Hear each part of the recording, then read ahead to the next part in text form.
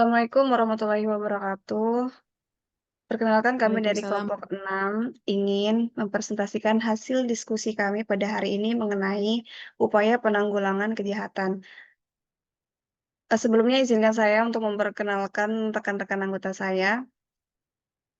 Ada Maya Aprilia, Diana Rosa Tambunan, dan Yunira Damayanti, Gita Gima Sugesti, dan saya sendiri Apriyani.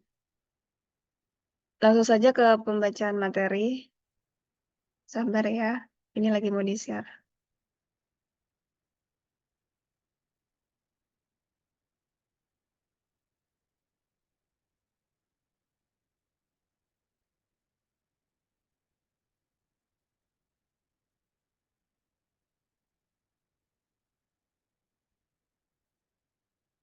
Upaya penanggulangan kejahatan, di sini terdapat 3 pembahasan.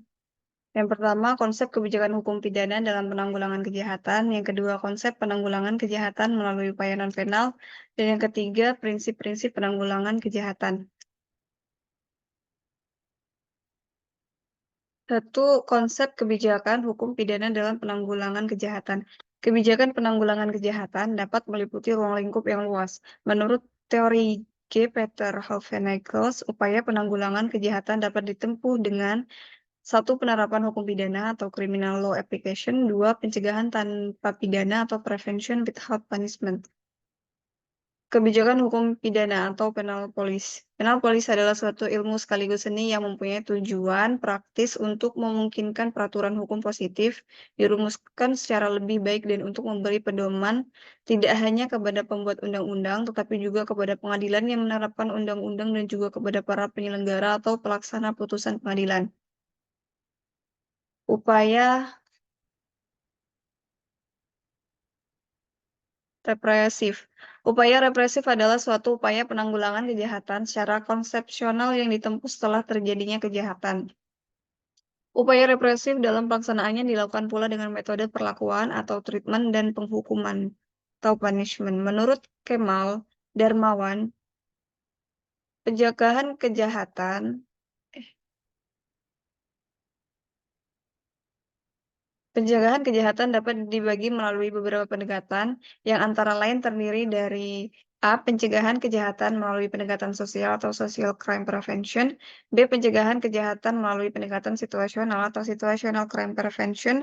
C. Pencegahan kejahatan melalui pendekatan kemasyarakatan atau community based crime prevention. Upaya non-penal dalam penanggulangan kejahatan. Kebijakan kriminal menggunakan sarana non-penal menitik beratkan kepada sifat preventif, pencegahan, atau penanggalan atau pengendalian sebelum kejahatan terjadi. Sasaran utama dari upaya non-penal adalah menangani faktor-faktor kondusif penyebab terjadinya kejahatan.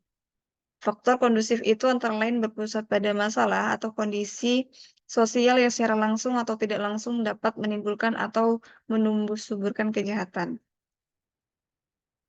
Pembacaan materi selanjutnya akan dilanjutkan oleh teman saya Maya Aprilia.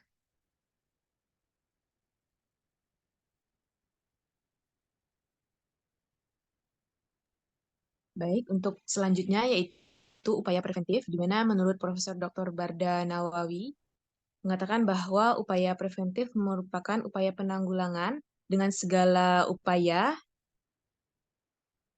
Maaf, slide-nya masih ini, belum yang tadi.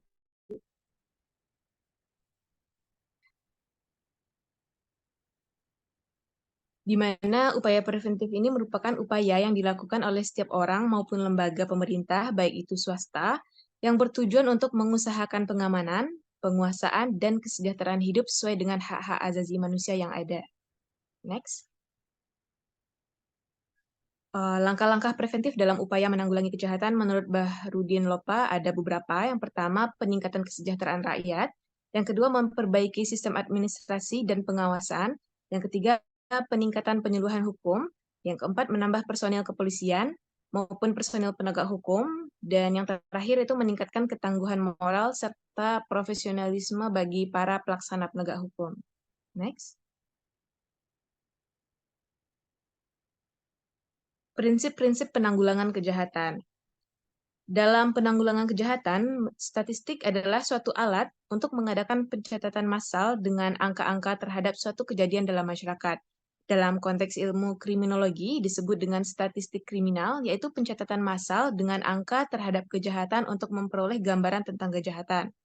Namun, terdapat kekurangan dari statistik kriminal ini, diantaranya yang pertama ada angka-angka statistik yang sukar sekali untuk dipahami. Kemudian angka-angka statistik ini juga belum dapat diterima kebenarannya sehubungan dengan adanya istilah dark number, yaitu angka-angka yang tidak tercatat dalam statistik atau kejahatan-kejahatan yang tidak dilaporkan.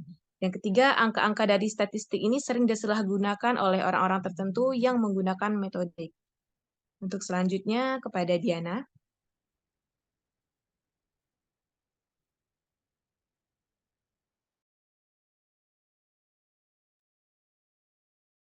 Menurut W.A. Bonger tentang hal-hal yang menyebabkan adanya dark number, yaitu satu, banyaknya pelanggaran-pelanggaran kecil atau ringan, misalnya pencurian, penghinaan, penganiayaan oleh mereka yang dirugikan tidak dilaporkan kepada pihak yang berwajib. Hal ini disebabkan karena tidak penting atau mungkin juga tidak mau tersangkut dengan pihak kepolisian, kejaksaan, atau pengadilan. Juga ia merasa kasihan terhadap pelaku dan keluarga penjahat. Dua, banyaknya perkara-perkara yang meskipun sudah dianjurkan ke pengadilan, tetapi dideponir oleh pihak kejaksaan karena dianggap tidak penting. Next.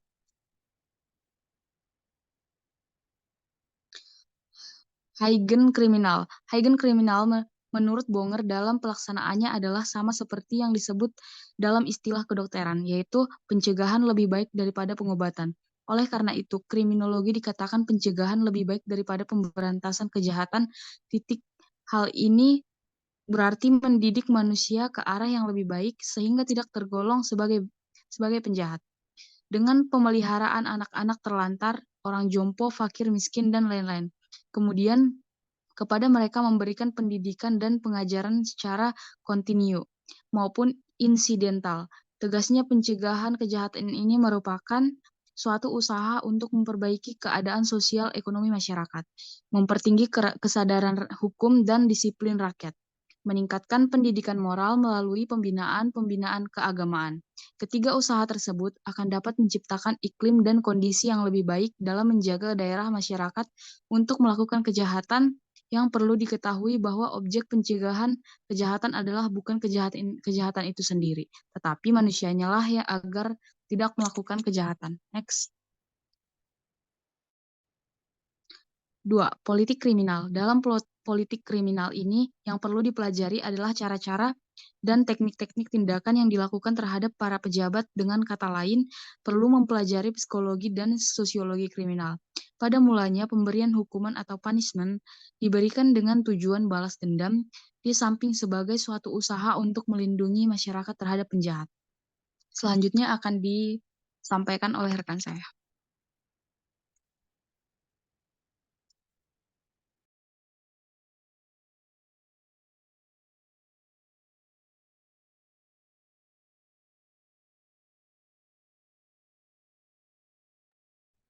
Baik, saya akan melanjutkan materinya, yaitu yang ketiga adalah metode reformasi dan teknis pelaksanaannya, yang mana untuk mengusahakan agar para penjahat menjadi orang yang baik seperti semula, maka diperlukan teori dan metode-metode dan sekaligus teknis pelaksanaannya dengan tepat. Dalam hal ini, dapat dikemukakan beberapa metode reformasi sebagai berikut. Yang pertama adalah metode reformasi mekanik. Metode ini dapat digunakan untuk hal-hal sebagai berikut. Yang pertama, A, reformasi itu dapat dilakukan dengan memberikan penderitaan kepada para pelanggar hukum. B, mengasingkan para pelanggar hukum dari suatu masyarakat ke masyarakat lain. C, memberikan agama atau pembinaan keagamaan agar mereka mematuhi perintah-perintah dari ajaran agamanya masing-masing. Kemudian yang terakhir adalah D, mempengaruhi jalan pikiran para pelanggar hukum agar mentaati peraturan perundang-undangan. Selanjutnya akan dilanjutkan oleh Gita Gema Sugesti. Dua, metode reformasi klinis. Menurut metode ini, bahwa setiap tindak kejahatan dianggap sebagai suatu penyimpangan mental. Yang ketiga, metode hubungan kelompok. Dalam metode ini, yang perlu diselidiki adalah teknik perlakuan dan diagnosa terhadap para penjahat.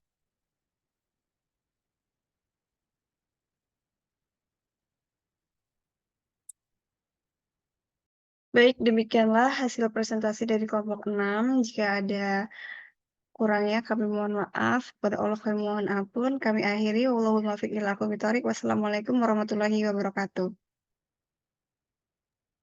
Waalaikumsalam warahmatullahi wabarakatuh.